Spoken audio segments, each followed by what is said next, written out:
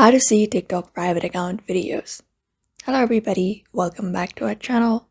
In today's video, we are going to learn if we can view the TikTok private account videos or not.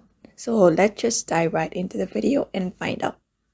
So for that, first of all, open up your TikTok, and once you are there, you can just go ahead and locate the private account first.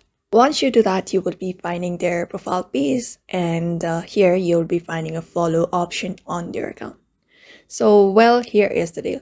So TikTok has privacy settings for a reason. If someone's account is set to private, it means they want to control who sees their content.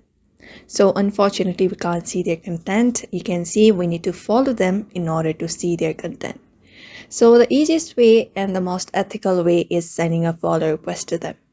So if you want to know the person and want to see this video, you can simply hit this follow button on their profile page, and you will be giving a request, and once they accept your request, you'll get access to their private content, and it is that simple.